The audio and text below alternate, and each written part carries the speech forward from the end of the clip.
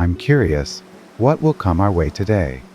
These days, it seems like you're living for the joy of giving book recommendations. How did you know? Today's story is from Algeria. Dear Team Heo, I still feel guilty about something I did in high school. We all took the same test at different times, and so took advantage of that to cheat. The first person to take the test secretly passed the test papers to others. Since everyone else was doing it, I sent the papers to my friends too.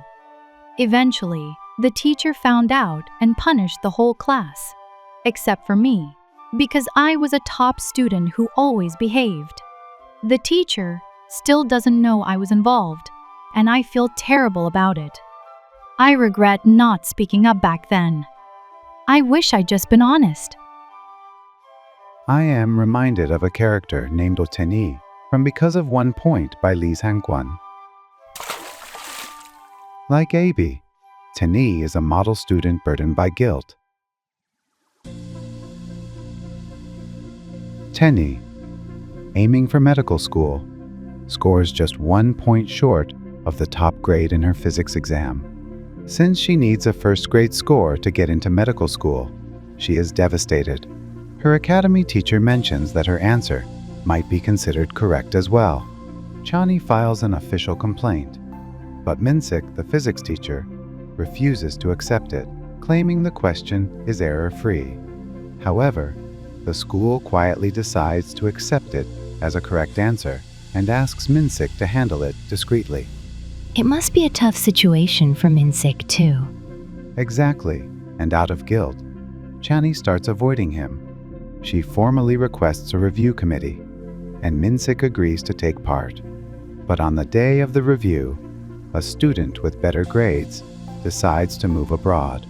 As a result, Chani automatically receives the top grade.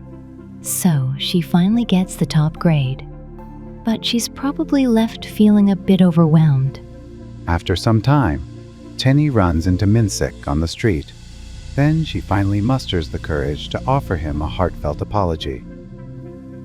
The teacher turned around and waved.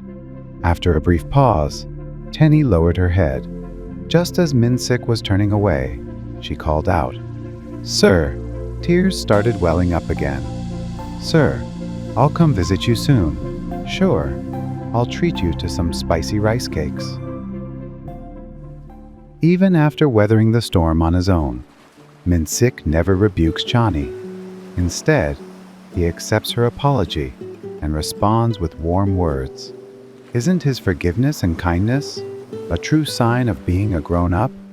A good teacher would understand a student's sincere feelings, no matter how much time has passed. Abby's teacher seems like a good person too. How about speaking your true feelings before it's too late? Now it's my turn. I'd like to read an excerpt from the poem Sickle, in A Knife Called a Sickle by Kim Ki-taek.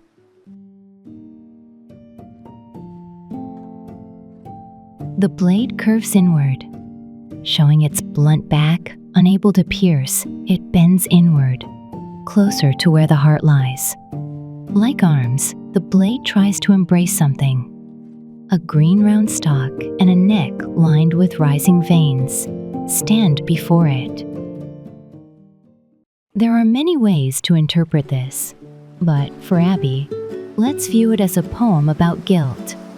Sometimes, the only way to ease a heavy heart is to confess our mistakes or resolve misunderstandings. Otherwise, guilt can become a sickle, its blade curving inward, drawing closer to the heart. Eventually, that sickle might aim for the neck lined with rising veins. The teacher might have suspected Abby's misdeed and chosen to overlook it, but that only left her with lingering guilt. There's no need to be afraid of coming clean. Don't worry about disappointing your teacher. After all, it's been a long time. Just think of it as having a casual conversation. If I'm right, the teacher will admire Abby's courage for offering an apology, even after all this time. You're right. The fact that Abby has carried this regret for so long might be enough for the teacher to understand and forgive her. Instead of carrying the burden alone, why not talk to the teacher directly? Maybe the teacher has been waiting to hear from Abby all this time. It would surely ease her heart too. I hope our advice gives her the courage to finally tell the truth.